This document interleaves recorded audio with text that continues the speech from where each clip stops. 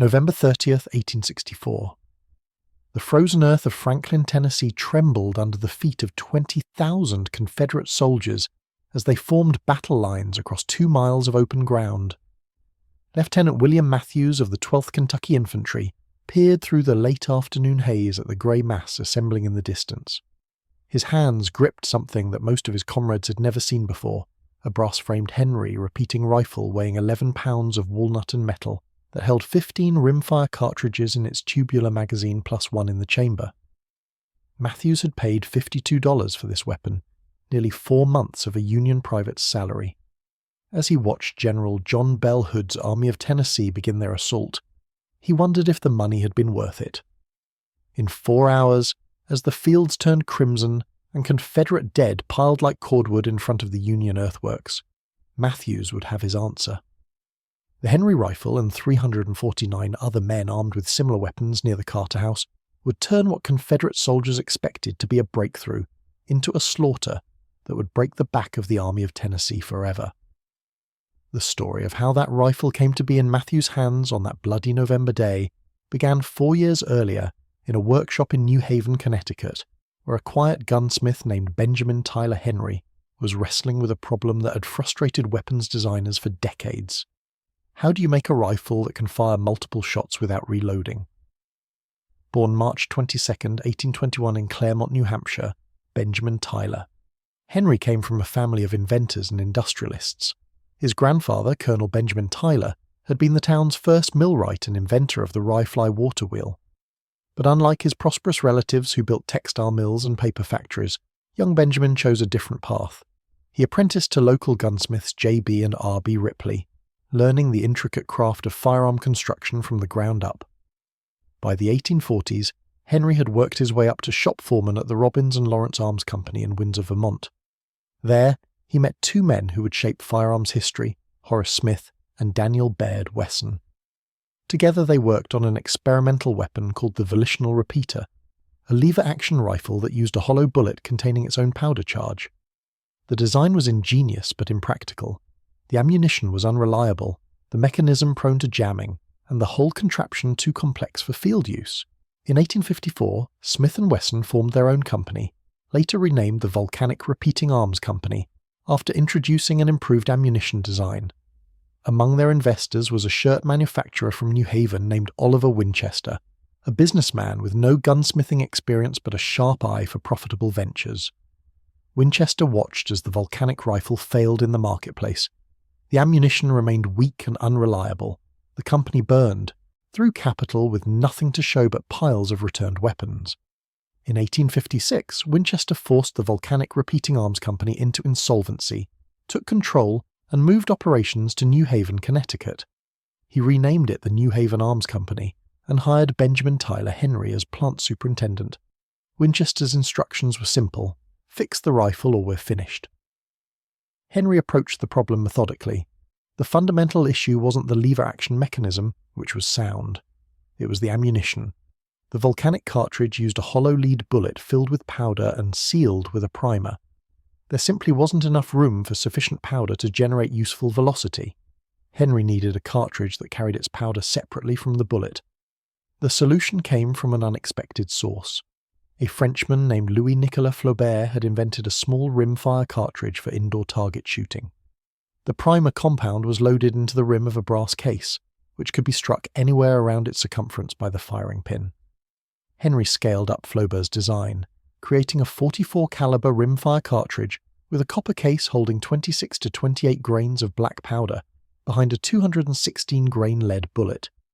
It wasn't powerful compared to the large bore muskets then in use, producing muzzle velocities around 1,125 feet per second, but it was reliable, self-contained, and most importantly it worked. With ammunition solved, Henry redesigned the action. The lever mechanism on the downstroke would eject the spent cartridge case and cock the hammer. On the upstroke, a carrier lifted a fresh round from the tubular magazine running beneath the barrel and aligned it with the chamber. The bolt closed behind it, and the weapon was ready to fire. Unlike muzzle-loading rifles that required soldiers to perform a complex sequence of actions, ramming powder and ball down the barrel after each shot, the Henry could be fired as fast as a man could work the lever. 15 shots without reloading. On October 16, 1860, Benjamin Tyler Henry received United States Patent No. 30,446 for his magazine firearm. The rights were assigned to Oliver Winchester. The patent drawing showed a rifle that looked like no other weapon of its era. The receiver was brass, chosen because it was easier to machine than steel and wouldn't rust. The octagonal barrel was 24 inches long, giving the relatively low-powered cartridge room to build velocity. The tubular magazine loaded through a peculiar rotating sleeve at the muzzle end, a design that would prove to be the rifle's greatest weakness, but was necessary given the manufacturing capabilities of the time. The first Henry rifles rolled off the production line in 1862. Between summer and October of that year, 900 rifles were manufactured. Each one cost the New Haven Arms Company about $20 to produce. They sold for between $45 and $65, depending on ornamentation. For comparison, a standard Springfield Model 1861 muzzle-loading rifle musket cost the government $20. A Confederate imported Enfield cost $14. The U.S. Army Ordnance Department looked at the Henry and saw a weapon that was too expensive, too complex, and used ammunition that was 4 times the cost of standard musket balls. They also worried about something else. A soldier with a repeating rifle might waste ammunition, firing wildly instead of taking aimed shots. The Army had spent decades training soldiers in fire discipline, teaching them to make every shot count because reloading took time. A rifle that could fire 15 shots in under a minute might encourage bad habits. In the end, the Ordnance Department purchased only 31 Henry rifles during the entire war. The Commonwealth of Kentucky bought another 50. That should have been the end of the story. An expensive experimental weapon deemed unsuitable for general issue, destined to be a footnote in firearms history. But the soldiers had other ideas. Private Charles Gardner of the 7th Illinois Infantry read an advertisement in a Chicago newspaper in late 1862. The New Haven Arms Company was offering their revolutionary 16-shot repeating rifle directly to soldiers. The ad claimed one man armed with a Henry was worth 15 men with muskets. Gardner earned $13 per month as a private. The rifle cost $52.50. That was 4 months' pay, more if he wanted to buy extra ammunition.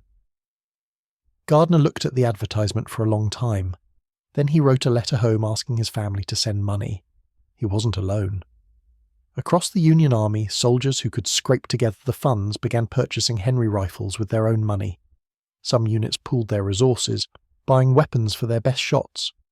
Others convinced their state governments to purchase rifles for entire companies. The 7th Illinois Infantry became the largest single user of the Henry rifle in the Union Army. The regiment collectively purchased 500 rifles at $52.50 each. Every man in the regiment contributed what he could, and those who couldn't afford it were loaned money by their wealthier comrades. They didn't know it yet, but this decision would save hundreds of lives and change the course of battles. The Henry rifle that reached the hands of Union soldiers in 1862 was a mechanical marvel for its time. The action was butter smooth when properly maintained. A soldier could work the lever and fire the weapon in less than a second. Skilled marksmen could fire 30 aimed shots per minute, 10 times the rate of a muzzle-loader. The rifle weighed about 9.5 pounds empty, less than a Springfield musket. The brass receiver gave it a distinctive golden gleam that made it instantly recognizable on the battlefield. The sights were simple but effective, a blade front sight and a flip-up ladder rear sight, adjustable for different ranges. The weapon was accurate to about 200 yards with iron sights, comparable to rifled muskets of the period. But it was the magazine capacity that truly set it apart. 15 rounds in the tube, 1 in the chamber. Loading took time. You had to rotate the spring-loaded tube at the muzzle and drop cartridges one at a time into the magazine, but once loaded, a soldier could fire continuously for over 30 seconds. For men who had trained with rifles that fired 3 shots per minute on a good day, the Henry seemed like something from the future. The rifle had weaknesses. The magazine tube extended almost to the muzzle, making it impossible to mount a bayonet, a significant disadvantage in an era when bayonet charges were still common. The brass frame, while corrosion-resistant, wasn't as strong as steel. Hard use could bend or damage it. The loading mechanism was awkward and exposed. Dirt or damage to the magazine tube could render the weapon useless. And the .44 rimfire cartridge, while reliable, lacked the stopping power of the large-bore muskets. A Springfield rifle musket fired a .58 caliber ball weighing nearly 500 grains. The Henry's .44 caliber bullet weighed less than half that and travelled at lower velocity. But in combat, these weaknesses proved less important than expected. The rifle's rate of fire and reliability outweighed everything else. The first significant test of the Henry rifle in combat came at the Battle of Vicksburg in 1863. Edward Downs of the 20th Ohio Volunteer Infantry was a noted sharpshooter, skilled with any weapon but always looking for an edge. Just before the Vicksburg campaign, Downs encountered a steamboat captain who had somehow acquired a Henry rifle. The captain wanted $65 for it, equivalent to over $1,700 in today's money. Downs paid it. During the siege of Vicksburg, Downs used his Henry to harass Confederate positions from distances that would have been impossible with a single-shot rifle. He would fire rapidly at any target that presented itself: Confederate sharpshooters, artillery crews, soldiers moving between positions. The Confederates couldn't figure out how one man could maintain such a high rate of fire. They assumed they were facing multiple shooters. Downs never revealed how many Confederate soldiers he killed with his Henry, but his regimental commander credited him with significantly disrupting enemy operations during critical phases of the siege. But it was at the Battle of Allatoona Pass in Georgia on October 5, 1864, that the Henry rifle truly proved its worth and terrified Confederate soldiers who had never faced such firepower. After the fall of Atlanta in September 1864, Confederate General John Bell Hood's Army of Tennessee moved north, attacking Union supply lines in an attempt to draw Sherman away from his march to the sea. Hood ordered Major General Samuel G. French's division of 3,276 men to attack the Union garrison at Allatoona Pass, where the Western and Atlantic Railroad ran through a deep cut in the mountains. The pass was defended by 976 Union soldiers under Lieutenant Colonel John Tourtellotte. The defenders had constructed 2 earthen forts on either side of the railroad cut, a gap 180 feet wide and 65 feet deep carved through solid rock. The position was strong, but French's force outnumbered the defenders more than 3 to 1. On the night of October 4th, Union reinforcements arrived by train from Rome, Georgia. Brigadier General John M. Corse brought an additional 2,025 soldiers, including the 7th Illinois Infantry, the 39th Iowa, the 50th Illinois, and portions of other regiments. Corse assumed overall command. The reinforcements had arrived just in time, but they were still outnumbered. What the Confederates didn't know was that most of the 7th Illinois Infantry, nearly 300 men, were armed with Henry repeating rifles. At 7 a.m. on October 5th, 11 Confederate 12-pound Napoleon guns opened fire on the Union positions. For 2 hours, solid shot and shell hammered the earthworks. Then French sent forward his demand for surrender. Corse's reply was brief: "We are prepared for the assault." French launched his attack from 2 directions. Brigadier General Claudius Sears' brigade struck from the north, attacking the rear of the fortifications. Colonel Francis Cockrell's Missouri brigade, supported by Young's brigade, attacked from the west. The Confederates came on with the desperate courage of men who knew this might be their last chance to strike a significant blow. The Union defenders, many of them green troops who had never seen combat, held their fire as the grey lines approached. At 100 yards, the officers gave the command. The standard rifles opened fire with the familiar rolling volleys of muzzle loaders. Then the men of the 7th Illinois squeezed their triggers. Confederate Private James Wilson of the 5th Mississippi Infantry was in the first wave of Cockrell's attack. In a letter written after the war, Wilson described what happened. "We came up the slope in good order, boys dressed on the colours, stepping over the rough ground like we were on parade. We'd driven Yankees before, pushed them right out of their works at plenty of places. We figured this would be the same. Then we got to about 70 yards, and the whole Yankee line just exploded. I don't mean volley fire, I mean a continuous roar like nothing I'd ever heard. We couldn't see for the smoke, but we could hear the bullets coming through like hail on a tin roof. Men were falling everywhere. We tried to push forward, but you couldn't. The fire never stopped. We'd fire and duck down to reload, and when we came back up, that damned thunder was still going. Some boys said it sounded like 100 men firing, but I swear it was more. I saw Jimmy Reed take 3 bullets while he was trying to ram a charge home. By the time we fell back to cover, we'd lost 40 men from our company alone, 40 men in maybe 5 minutes." The 7th Illinois was firing at a rate the Confederates had never experienced. Each man could fire 15 to 20 rounds per minute, compared to the 2 or 3 rounds per minute from muzzle-loaders. The 300 Henry rifles represented the firepower of 1,500 to 2,000 soldiers with standard weapons. The psychological effect was devastating.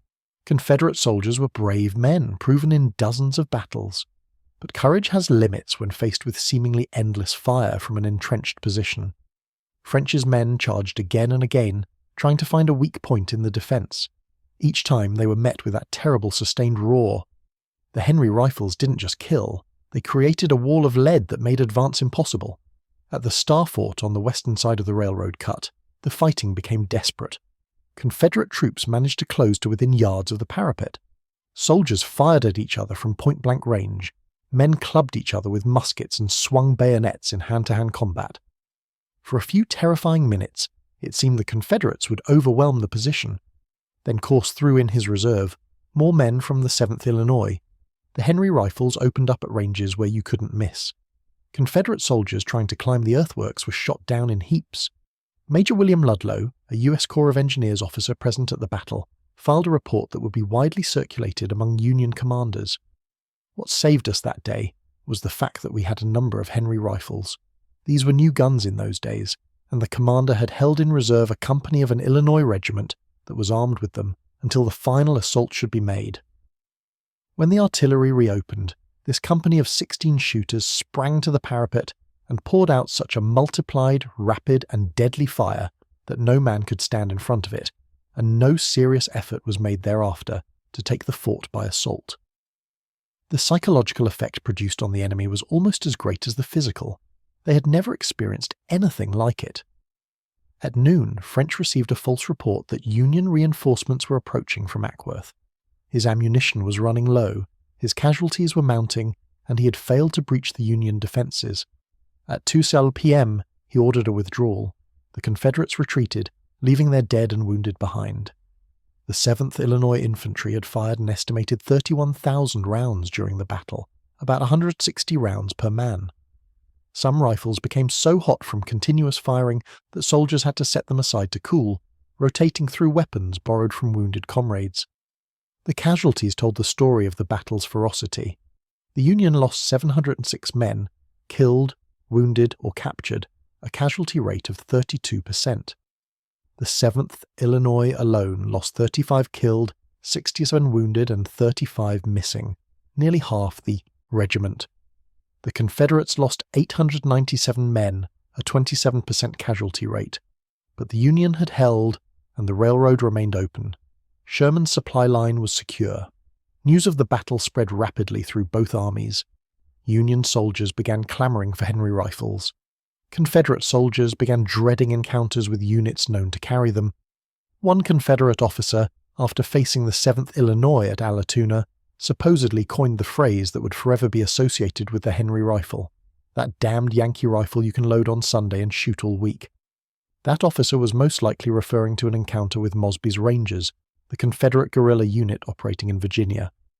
Colonel John Singleton Mosby, the grey ghost of the Confederacy, was one of the most effective irregular commanders of the war. His Rangers struck Union supply lines, captured prisoners, and disappeared before Union forces could respond. They were highly mobile, superbly mounted, and experts at hit-and-run tactics. In 1863, elements of Mosby's Rangers encountered the 1st District of Columbia Cavalry, which had been partially armed with Henry rifles. The engagement was brief but shocking for the Confederates. They had expected the usual exchange of carbine fire, a quick clash, then withdrawal. Instead, they ran into sustained rapid fire that drove them back with casualties. Mosby himself later said he didn't care for the common gun or Spencer repeater, but those guns, the Henrys that they could wind up on Sunday and shoot all the week, it was useless to fight against them. The quote captures the Confederate experience with the Henry. It wasn't just that the rifle fired faster, it was that it seemed to never stop firing. Confederate soldiers were accustomed to timing their attacks between enemy volleys, load, fire, charge during the enemy reload. But there was no reload time with the Henry. The fire just continued mechanically, relentlessly, until everything in front of it was dead or running. One of the most remarkable stories of Henry rifle use came from Kentucky in 1863, Captain James Wilson of a Kentucky cavalry unit was at home having dinner with his family when 7 Confederate guerrillas rode up to his house. They had come to kill Wilson, who was known as an active Union supporter. The guerrillas opened fire through the windows. Wilson pushed his family to the floor and called out to the attackers, "If you're going to kill me, at least have the decency to do it outside and not in front of my wife and children." Surprisingly, the guerrillas agreed. As Wilson walked toward the door, he grabbed his Henry rifle, which he kept loaded and hidden near the entrance. He stepped outside and immediately opened fire. 8 shots in perhaps 6 seconds. All 7 guerrillas fell dead or mortally wounded. Wilson's neighbors, hearing the gunfire, came running. They found Wilson standing in his yard, smoke still rising from his rifle barrel, surrounded by dead men. The story, spread throughout Kentucky. Within weeks, the state government had purchased Henry rifles for Wilson's entire unit. The incident perfectly illustrated what made the Henry so devastating in close-quarters combat. In the time it would take to fire and reload a single-shot weapon once, the Henry could empty its magazine. The rifle found its way into the hands of specialized troops throughout the Union Army. Sharpshooters loved it for the ability to fire multiple shots before giving away their position. Cavalry units appreciated the rapid firepower in close combat. Flank guards and pickets carried them for defense against superior numbers, and some entire infantry regiments, like the 7th Illinois, the 64th Illinois Yates sharpshooters, and the 66th Illinois Burgess Western sharpshooters, were armed with them through private purchase. By 1864, over 10,000 Henry rifles were in use with Union forces, despite the Army's official reluctance to adopt them. This number might seem small in an army of hundreds of thousands, but the psychological impact far exceeded the numbers. Confederate soldiers learned to identify units carrying Henry rifles and tried to avoid them when possible. November 30th, 1864. Franklin, Tennessee. The culmination of everything the Henry rifle represented on the battlefield. General John Bell Hood's Army of Tennessee, 33,000 strong, faced Major General John Schofield's 30,000 Union soldiers entrenched around the town of Franklin. Hood had been frustrated by his inability to catch Schofield's army at Spring Hill the previous day. Now, in late afternoon, he ordered a frontal assault across 2 miles of open ground against fortified positions. It was madness, but Hood was desperate. His army was the last significant Confederate force in the Western Theater. If he couldn't defeat Schofield before he linked up with more Union forces in Nashville, the war in the West was effectively over. Near the Carter House, a brick farmhouse that would become the focal point of the battle, Lieutenant William Matthews of the 12th Kentucky Infantry checked his Henry rifle for the 10th time. Beside him, men of the 65th Illinois, also armed with Henry rifles, did the same. In total, about 350 Union soldiers in this sector carried the repeating rifles. They would face 20,000 attacking Confederates. At 4 p.m., the Confederate battle line stretched across the fields south of Franklin. Battle flags snapping in the cold November wind began to advance. Major General Patrick Cleburne's division, considered the best in Hood's army, moved forward in perfect alignment. Major General John C. Brown's division stepped off alongside them. The attack was magnificent and doomed. The Union soldiers watched them come, 18,000 men marching in parade ground formation across open ground, moving uphill toward entrenched defenders with artillery support. It was the kind of attack that had failed at Gettysburg, that had failed at Malvern Hill, that had failed a dozen times before, but Confederate soldiers were brave, and they had their orders. At 300 yards, Union artillery opened fire. Solid shot plowed lanes through the grey ranks. Men fell and the lines closed up. At 200 yards, the first rifle fire began. The rolling volleys of muzzle-loaders created a curtain of smoke along the Union earthworks. The Confederates absorbed the fire and kept coming. At 100 yards, the Henry rifles joined in. That's when everything changed. The sound was different. Confederate veterans could distinguish between different weapons by their sound. A musket made a sharp crack. A rifled musket made a deeper boom. The Sharps breech loaders used by Union cavalry made a distinctive bark. But the Henry rifles created something else entirely, a continuous deep-throated roar that didn't stop. Lieutenant Matthews fired his first round at a Confederate officer on horseback 80 yards away. The officer fell. Matthews worked the lever, fired again at a color-bearer. The man stumbled. Lever, fire. lever, fire. Around him, the other Henry rifles maintained the same rapid rhythm. The Confederates wavered but came on. The men near the Carter House were among Hood's best, veterans of Chickamauga, Missionary Ridge, Atlanta. They had faced artillery and musket fire before, but they had never faced this.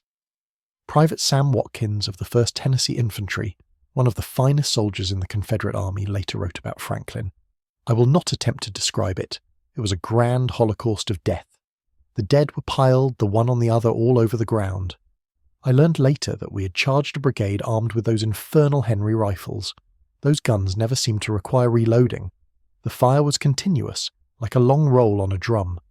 The 350 men with Henry rifles near the Carter House became the anchor of the Union defense. As Confederate soldiers reached the earthworks, climbing over the bodies of their comrades, the Henry rifles fired point-blank into their faces. Men fell backward into the mass of soldiers behind them. The attack stalled at the parapet, Confederates trying desperately to push through while Union defenders fired directly into them from ranges of less than 10 feet. The fighting devolved into a nightmare. Men stabbed each other with bayonets, clubbed each other with rifles, fired pistols into each other's faces. The smoke became so thick that soldiers on both sides were choking and blind. But through it all, the mechanical lever action of the Henry rifles kept working. Empty magazine, reload, 15 more rounds, fire, lever, fire, lever, fire. The rifle didn't care about the smoke or the confusion or the screaming, it just worked. For 4 hours the battle raged around Franklin. 6 separate Confederate charges hit the Union line. Each one reached the earthworks. Each one was driven back. The casualty rates were appalling. The Confederates lost 6,252 men, killed, wounded, or missing. 6 Confederate generals were killed or mortally wounded, including Patrick Cleburne, one of the finest division commanders in neither army. 7 more generals were wounded. 55 regimental commanders became casualties. The Union lost 2,226 men, a terrible toll but far fewer than the attackers. When darkness finally ended the fighting, the field in front of the Carter House was carpeted with Confederate dead. In some places the bodies were stacked 3 deep. The next morning, burial parties counted the dead. In front of the section held by the 350 men with Henry rifles, they found over 1,000 Confederate casualties within a 100-yard front. One Confederate officer, Captain Theodric Todd Carter, lay mortally wounded within sight of his own family home, the Carter House, where Union soldiers had fought with such determination. The mathematics were brutal. 350 men with Henry rifles firing an average of 50 rounds each during the battle put out 17,500 rounds. At typical combat ranges of under 100 yards, with targets packed together in assault formation, perhaps 5,000 rounds found their mark. 5,000 bullets hitting human bodies in 4 hours. The wonder is that any Confederate soldiers reached the Union line at all. The Battle of Franklin effectively destroyed the Army of Tennessee as a fighting force. Hood would limp north to Nashville with what remained of his army, be crushed in another battle 2 weeks later, and resign in disgrace. The Confederacy's second largest army had ceased to exist. But what about the Confederate perspective on the Henry rifle? Beyond the famous quote about loading on Sunday and shooting all week, what did Confederate soldiers really think about facing this weapon? Confederate Private John Green of the 9th Kentucky Infantry faced Henry rifles at Franklin. Years after the war, he wrote, "We were brave men. We'd proven it in a dozen battles, but there's brave and there's stupid, and charging those guns was the latter. You couldn't suppress them. With regular rifles, you shoot, they duck down to reload, you shoot again, maybe you advance during their reload. But these guns never stopped. You'd fire, duck behind whatever cover you could find, and when you came up to fire again, that roar was still going. Like trying to charge into a sawmill. Some of the boys just stopped. Didn't run, didn't go forward, just stopped and lay down because going forward was certain death." Confederate officers filed reports about encounters with repeating rifles. Most didn't distinguish between Henry rifles and Spencer repeaters, referring to them all as 16-shooters or Yankee repeaters. What comes through in these reports is a mixture of professional respect and genuine fear. A Confederate intelligence assessment from late 1864 estimated that a single soldier armed with a repeating rifle was worth 5 to 7 soldiers with muzzle loaders in defensive positions. The report recommended avoiding assault on positions known to be defended by repeating rifles and instead using artillery and maneuver to force Union forces to abandon their positions. In practice, this wasn't always possible, as Franklin had demonstrated. Some Confederate soldiers captured Henry rifles and tried to use them, but this created its own problems. The Henry used .44 rimfire ammunition that was not manufactured in the South. A Confederate soldier with a captured Henry had 15 or 16 shots, however many rounds were in the weapon when he took it, and then he had a useless club. There are accounts of Confederate soldiers using captured Henry rifles until they ran out of ammunition, then discarding them in favour of captured Springfield muskets for which they could find ammunition. The few Confederate units that managed to acquire both Henry rifles and sustainable ammunition supplies guarded them jealously and used them primarily for special operations. But these were rare exceptions. The Henry rifle's impact on the Civil War extended beyond the battlefield. The mere presence of repeating rifles in Union arsenals affected Confederate planning and morale. Confederate soldiers knew that some Union units carried them. They didn't know which units or how many. This uncertainty created anxiety.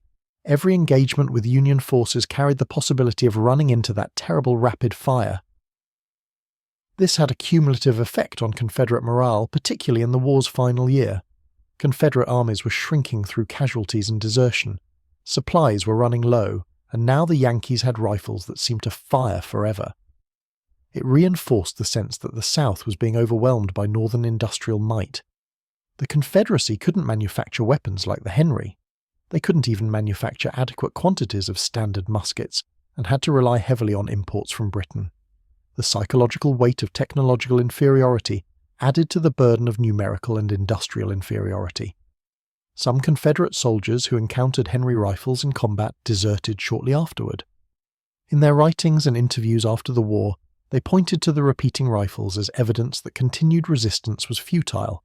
How do you fight an enemy that can outproduce you 10 to 1 and whose soldiers carry weapons from the future? In the Union Army, the Henry rifle became a status symbol. Soldiers who carried them took immense pride in their weapons.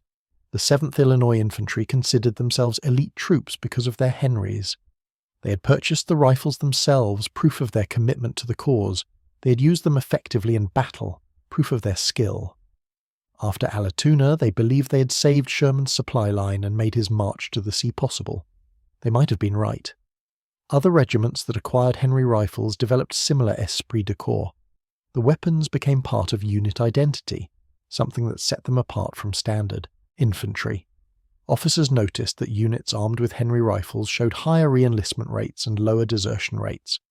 Men who had invested their own money in their weapons, or who had been issued such expensive firearms, felt more connected to the army and more confident in their ability to survive. The Henry rifle represented something more than firepower.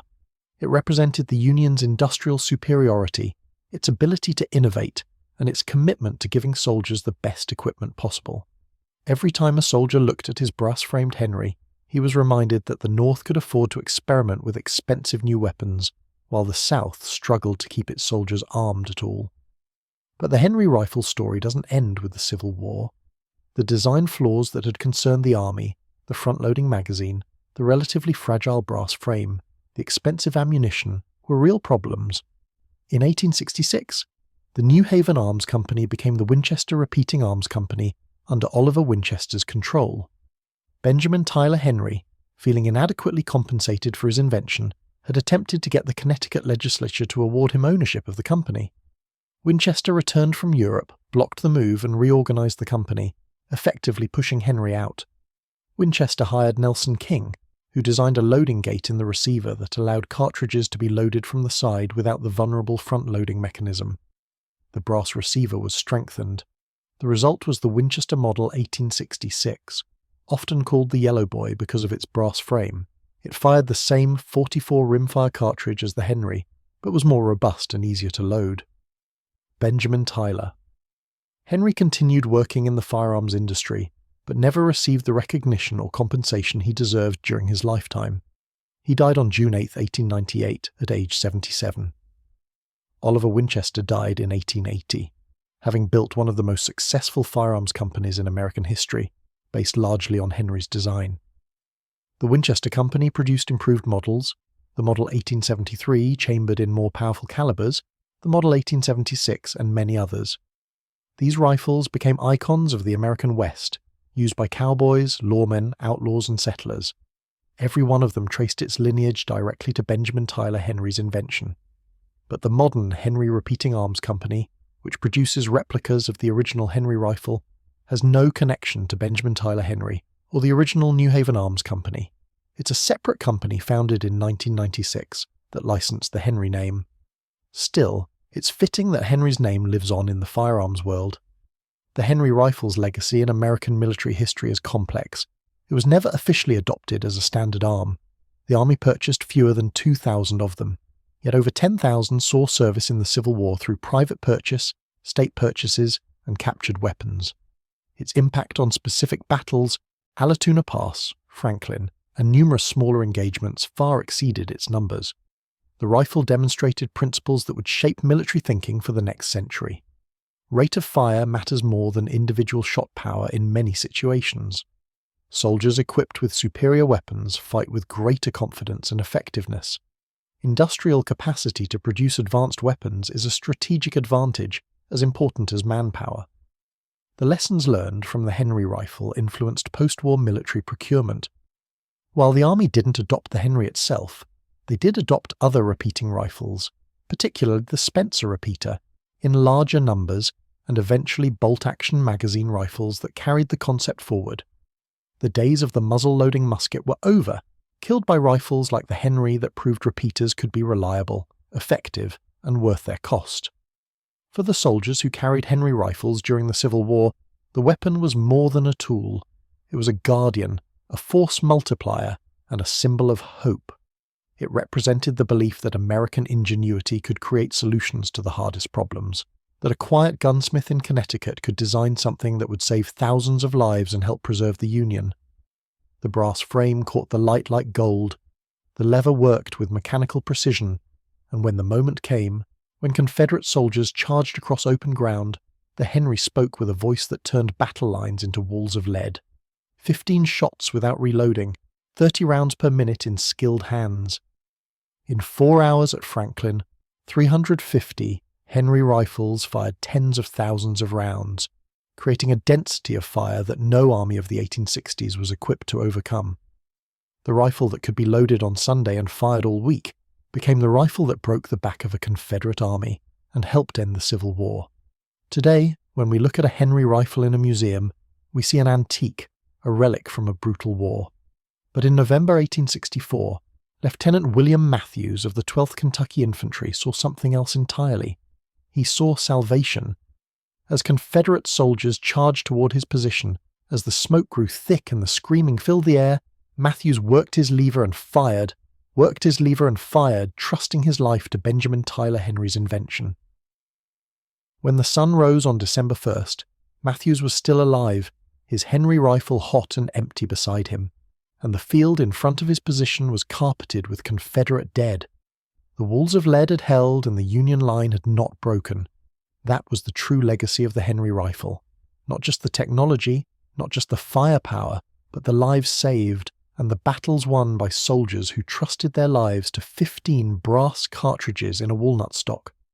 The thunder of those rifles echoed across Tennessee and was heard in Richmond. The Confederacy could not match that firepower, could not counter that industrial might, could not overcome soldiers who could fire 30 times per minute from behind earthworks. The war would continue for 5 more months, but at Franklin, the Henry rifle helped write the conclusion. The South's finest army had shattered itself against a wall of lead, and there would be no recovery. Benjamin Tyler Henry's quiet invention had spoken, and its voice had been thunder. The statistics from Franklin told only part of the story. When burial parties finished their grim work on December the 2nd, they had counted 750 Confederate dead on the field. Nearly half had fallen within 200 yards of the Union earthworks, and a disproportionate number lay in front of sectors defended by Henry rifles. Medical officers examining the Confederate wounded noted something unusual. Many had been hit multiple times, 3, 4, even 5 bullet wounds in the same man. This wasn't the typical pattern from muzzle-loader battles, where most casualties received single wounds.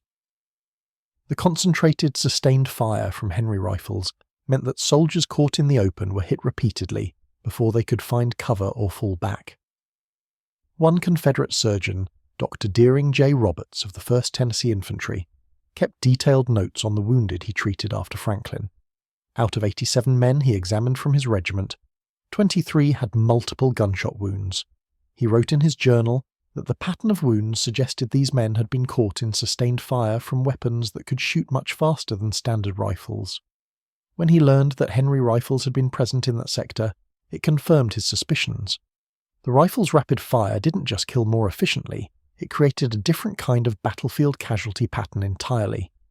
For the soldiers of the 7th Illinois Infantry and other units, armed with Henry rifles, the weapon became inseparable from their identity. After Franklin, when General John Schofield's army withdrew to Nashville, the 7th Illinois served as rear guard. Confederate cavalry probed the Union retreat constantly, looking for opportunities to strike. Each time they encountered the 7th Illinois, they broke off quickly. Word had spread through Hood's cavalry that this particular regiment carried those damned repeaters. On December 15th and 16th, 1864, the Battle of Nashville delivered the final destruction of Hood's Army of Tennessee. The 7th Illinois participated in the Union assault that shattered the Confederate left flank.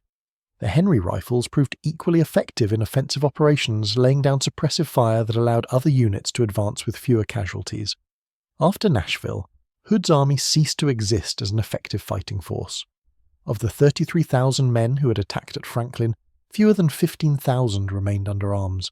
The rest were dead, wounded, captured, or had deserted. The Army of Tennessee, which had once threatened to retake Tennessee and invade Kentucky, retreated into Mississippi as a broken shell. General John Bell Hood resigned his command in January 1865. He would spend the rest of his life defending his decisions at Franklin, but he never could explain how he expected infantry to successfully assault well-prepared positions defended by repeating rifles. In the Eastern Theatre, Henry rifles saw less concentrated use but still made their presence felt. Union sharpshooters operating around Petersburg used them to harass Confederate positions. The ability to fire multiple shots before changing position gave these sharpshooters a significant advantage. A traditional sharpshooter would fire once, then had to relocate immediately, because his muzzle flash and smoke gave away his position. A sharpshooter with a Henry could fire 3 or 4 times at different targets before the Confederates could pinpoint his location and return effective fire. Captain Russell White of Burden's sharpshooters, an elite Union unit, carried a Henry rifle during operations around Petersburg in late 1864. His diary entries provide insight into how the weapon changed his tactics. October 4, 1864. Positioned in advanced rifle pit 200 yards from rebel works. Observed enemy artillery crew servicing their gun. Fired 6 shots in rapid succession. Crew scattered, gun abandoned, relocated before rebel sharpshooters could respond. The old way, I would have gotten 1 shot, maybe 1 kill, then had to run. With the Henry, I can accomplish the work of an entire squad. White's use of the Henry exemplified asymmetric warfare. One man with superior firepower could disrupt enemy operations far more effectively than multiple men with standard weapons. Confederate commanders around Petersburg began posting extra pickets specifically to watch for Union sharpshooters with repeating rifles and to provide immediate suppressive fire when they appeared. The Henry rifle also found its way into the hands of Union cavalry units, though not in the numbers that Spencer repeating carbines did. The Spencer, adopted in larger quantities by the Army, used a different loading mechanism with a removable tube magazine that inserted through the buttstock. It held 7 rounds compared to the Henry's 15, but it could be reloaded faster by simply swapping magazines. The Spencer became the standard cavalry repeater, but some cavalry officers preferred the Henry for its greater capacity and the fact that it was a full-length rifle rather than a carbine, giving it better accuracy at longer ranges. Colonel John Wilder's Lightning Brigade, officially the 1st Brigade of the 4th Division of the 14th Corps, became famous for using Spencer repeaters in mounted infantry operations. But Wilder himself carried a Henry rifle, preferring its greater firepower. At the Battle of Hoover's Gap in June 1863, Wilder's mounted infantry armed primarily with Spencers held a critical mountain pass against repeated Confederate attacks. Wilder personally used his Henry to pick off Confederate officers at ranges where his Spencer-armed troopers couldn't effectively engage. He later wrote that the Henry was the finest weapon he had ever carried, combining the accuracy of a rifle with firepower that seemed almost magical. In the Trans-Mississippi Theater, Henry rifles appeared in smaller numbers but made significant impacts in guerrilla warfare. Union forces operating in Missouri and Arkansas faced constant harassment from Confederate irregulars and bushwhackers. These guerrilla fighters excelled at ambush tactics, striking suddenly and disappearing before Union forces could respond. Henry rifles helped even the odds. When Union patrols carried repeating rifles, they could respond to ambushes with overwhelming return fire, often inflicting more casualties than they received. The psychological impact on guerrilla fighters was significant. These men relied on surprise and mobility. They couldn't afford to get pinned down in extended firefights with better armed Union troops. When word spread that a particular Union unit carried repeaters, guerrilla bands often chose to avoid them entirely. Lieutenant James Dunleavy of the 15th Kansas Cavalry used a personally purchased Henry rifle during anti-guerrilla operations in 1864. His after-action reports noted multiple occasions where his Henry's rapid fire broke up ambushes. In one incident near Westport, Missouri, Dunleavy's patrol of 12 men was ambushed by approximately 30 bushwhackers. Dunleavy immediately dismounted and began firing his Henry at the bushwhackers' position, while his men took cover and returned fire with their carbines. The concentrated fire from Dunleavy's rifle, 15 shots in under 20 seconds, convinced the bushwhackers they were facing a much larger force. They broke off the attack and fled. Dunleavy's patrol suffered only 2 wounded. They found blood trails indicating they had hit at least 6 attackers. The financial aspect of the Henry rifle revealed the complex relationship between private industry and military procurement during the Civil War.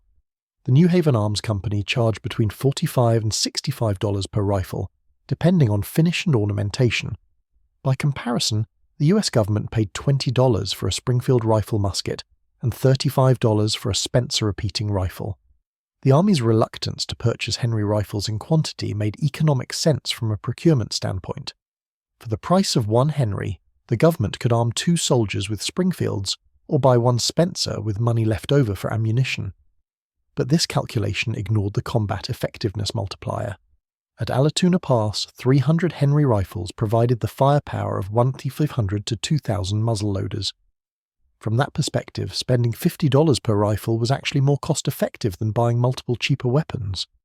The Army's failure to recognize this stemmed partly from institutional conservatism and partly from legitimate concerns about logistics. The Henry used proprietary, 44 rimfire ammunition that only the New Haven Arms Company manufactured. If the Army adopted the rifle widely, and then the company couldn't meet production demands or raised prices, the Army would be stuck with expensive rifles it couldn't feed with ammunition.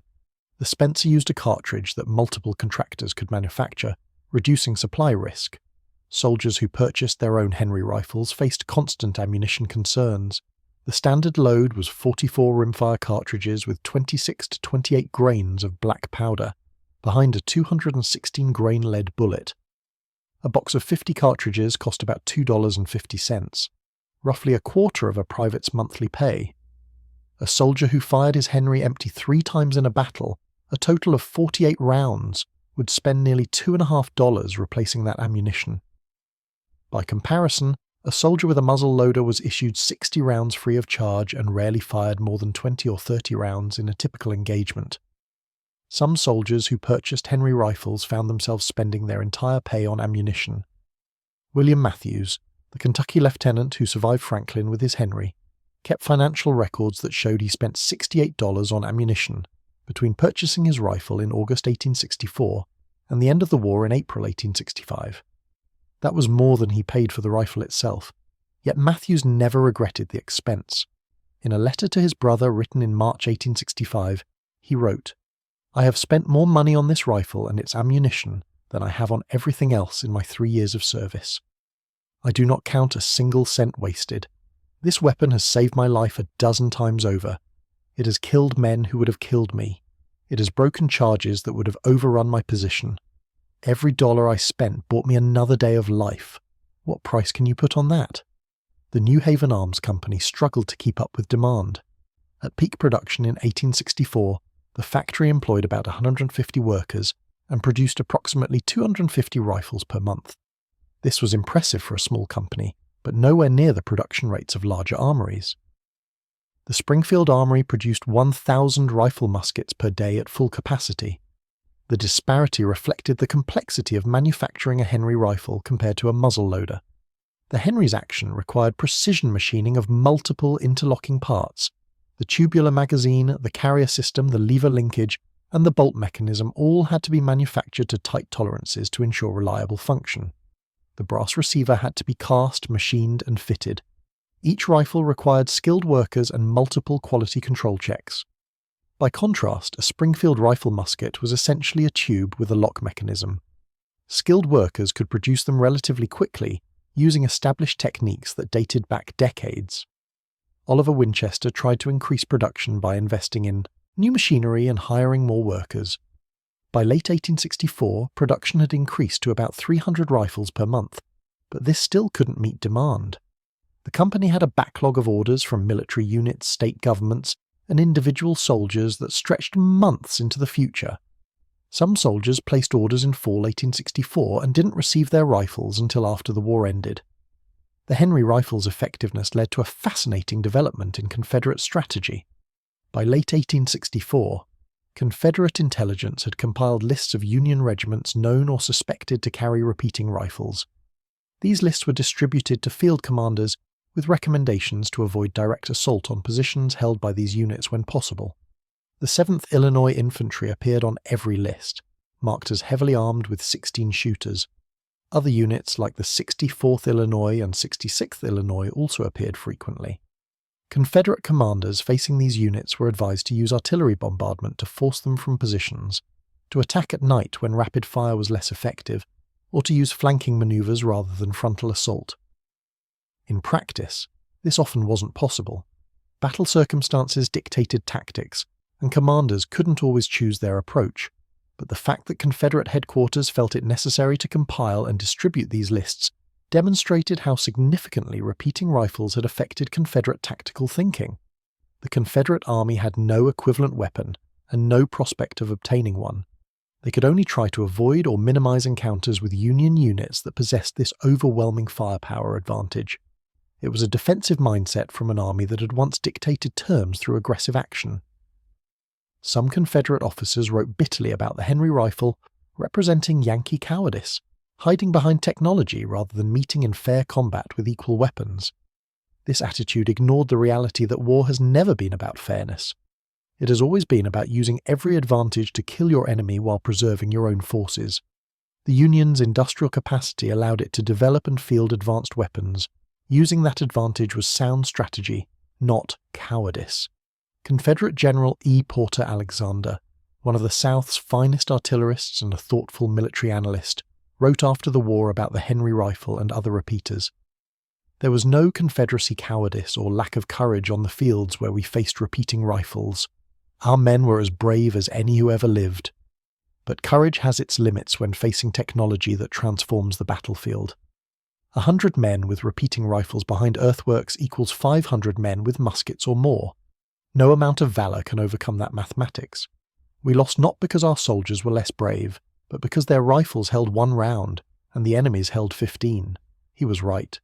The Henry rifle, the Spencer, and other repeating arms represented a technological shift that changed warfare fundamentally.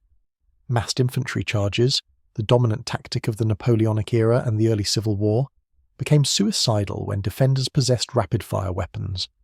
The tactical evolution that would lead to trench warfare and eventually modern combined arms doctrine began with rifles like the Henry. The end of the Civil War in April 1865 left thousands of soldiers with personally owned Henry rifles facing a decision. The weapons had been purchased with their own money, so they belonged to the soldiers, not the army. Most chose to keep them. When veterans mustered out and returned home, they brought their Henry rifles with them. These weapons spread across the American frontier, carried by former soldiers who settled in the West. The Henry rifle became part of the westward expansion, used for hunting, defense against hostile Indians, and in the various range wars and conflicts that marked the frontier period. The rifles that had helped save the Union at places like Allatoona Pass and Franklin went on to kill buffalo, elk, and deer across the Great Plains. They defended homesteads and ranches. They participated in the cattle drives and the mining camps. Some were passed down through families and survive today as treasured heirlooms, brass frames polished smooth by generations of hands, their actions still functional after 160 years. Each rifle carried stories of the war, stories of the men who had trusted their lives to Benjamin Tyler Henry's invention. The technological legacy of the Henry rifle extended far beyond the Civil War. The basic lever-action design with a tubular magazine became the foundation for an entire family of firearms. The Winchester model 1866, 1873, 1876, 1886, 1892, 1894, and 1895 all descended directly from the Henry. These rifles, particularly the model 1873 called the gun that won the West, became iconic symbols of American firearms development. They were used by cowboys, lawmen, outlaws, soldiers, hunters, and settlers. They appeared in countless photographs, paintings, and later films depicting the American West. The Winchester 1894, chambered in .30-30 Winchester, became one of the best-selling sporting rifles in American history, with over 7 million produced. Everyone traced its lineage to Benjamin Tyler Henry's 1860 patent. Modern lever-action rifles from manufacturers like Marlin, Henry Repeating Arms, and others still use variations on the basic design Henry created. The fundamental concept, a lever-actuated mechanism feeding cartridges from a tubular magazine under the barrel, remains viable and popular 160 years later. But beyond the mechanical legacy, the Henry rifle taught military establishments around the world important lessons about firepower, industrial production, and the relationship between technology and tactics. European observers who studied the American Civil War noted the effectiveness of repeating rifles and began developing their own. The French adopted the Chassepot breechloader in 1866. The Prussians used the Dries needle gun to devastating effect in the Franco-Prussian War of 1870. The British adopted various breech-loading and eventually magazine-fed rifles. The era of the muzzleloader ended, killed by innovations like the Henry that proved rapid fire was achievable, reliable, and devastatingly effective. By 1900, every major military had adopted magazine-fed bolt-action rifles as standard infantry weapons. These rifles typically held 5 rounds and could be reloaded quickly with stripper clips. They represented the next evolution of the concept the Henry had pioneered, that individual soldiers armed with weapons capable of sustained rapid fire were more effective than soldiers with single-shot weapons, regardless of the single-shot weapon's power or accuracy. The Henry rifle also influenced thinking about industrial warfare. Oliver Winchester's New Haven Arms Company demonstrated that a relatively small manufacturer could produce technologically advanced weapons that changed battlefield outcomes. This encouraged military establishments to work more closely with private industry to develop advanced weapons rather than relying solely on government arsenals.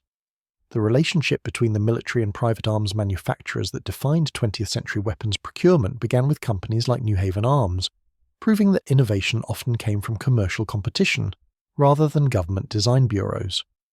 The Confederate failure to develop equivalent weapons stemmed largely from their limited industrial base. The South had few machine tool manufacturers, limited precision manufacturing capability, and couldn't produce the quantities of brass, steel, and other materials needed for advanced weapons.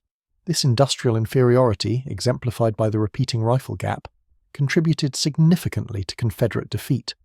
Modern military strategists studying the Civil War note that the Union's industrial advantages in producing everything from repeating rifles to railroad rails to canned food created a cumulative superiority that Confederate courage and tactical skill couldn't overcome.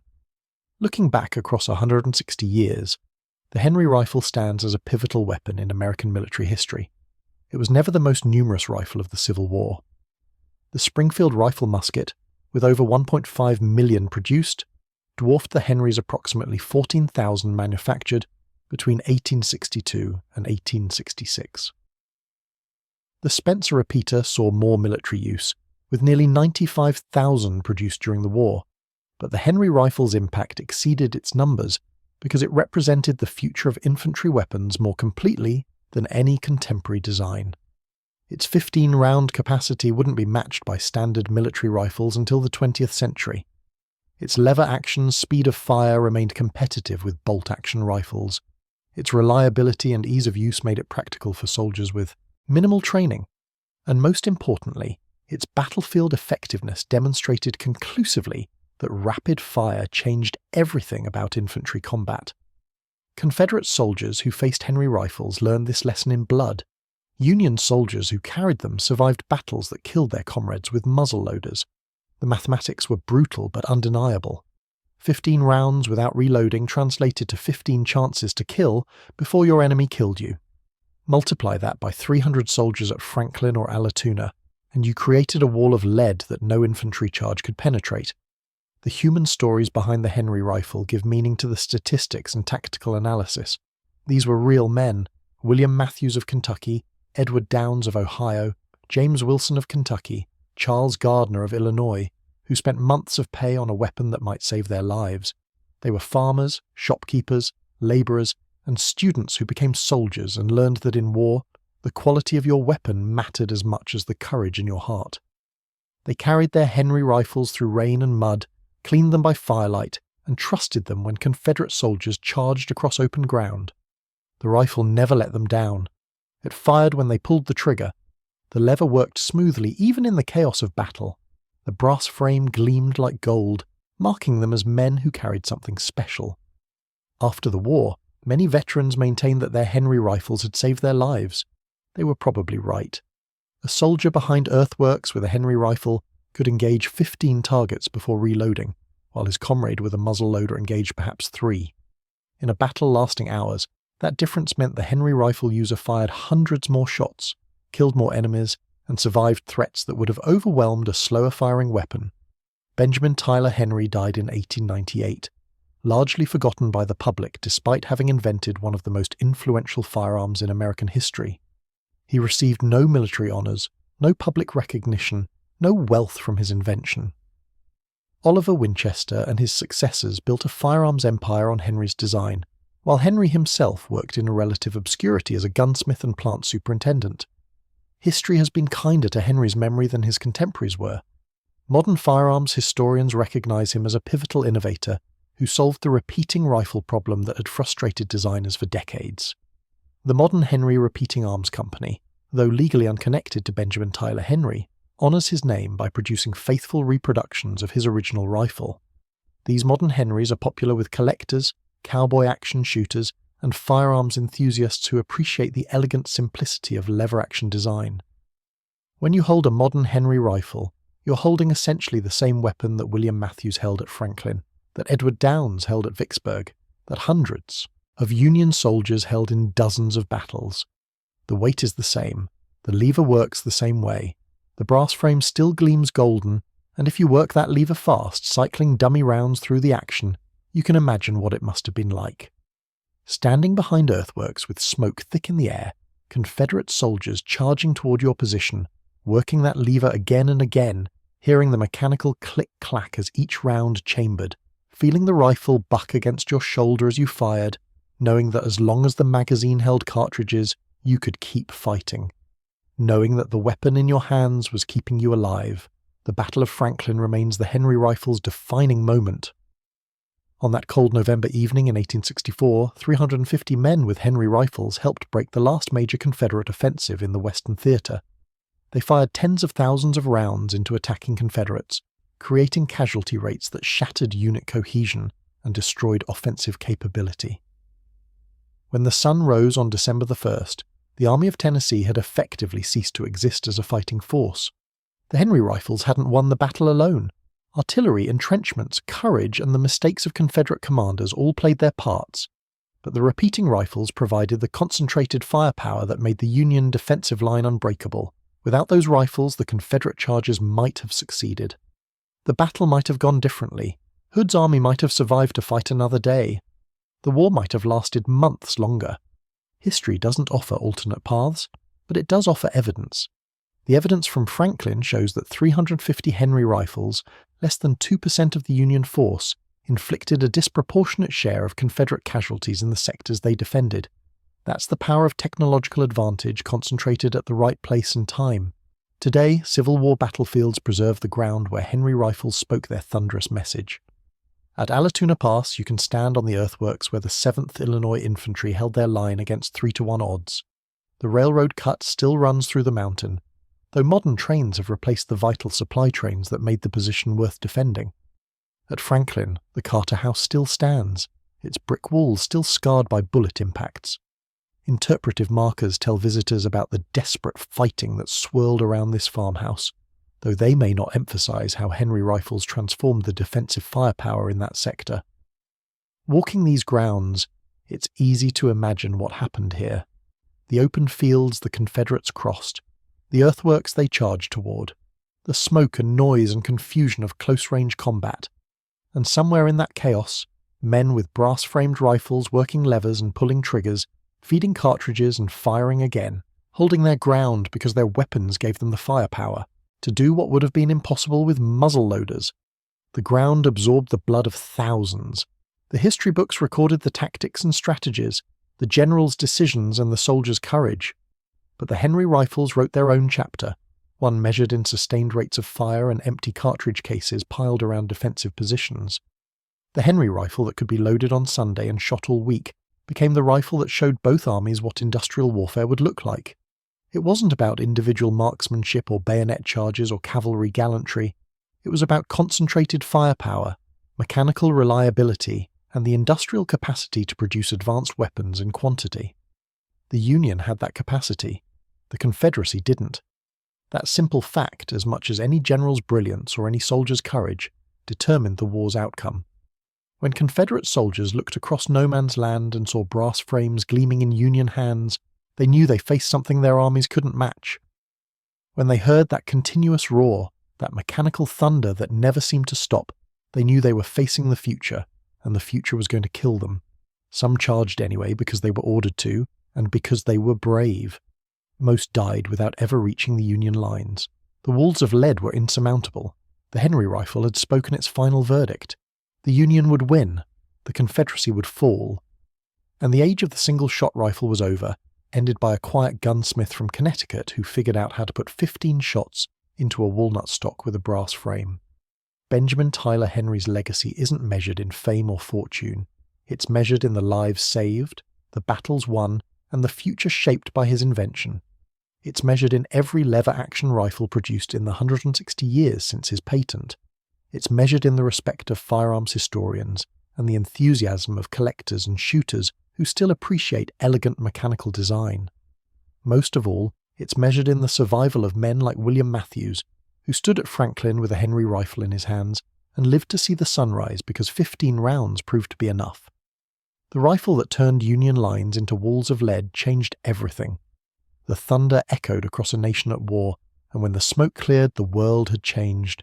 The future belonged to repeating rifles, to industrial warfare, to technological advantage. Benjamin Tyler Henry had shown the way.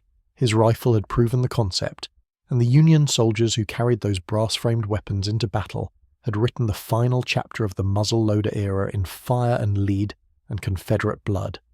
That was the legacy. That was the story. That was the Henry Rifles War.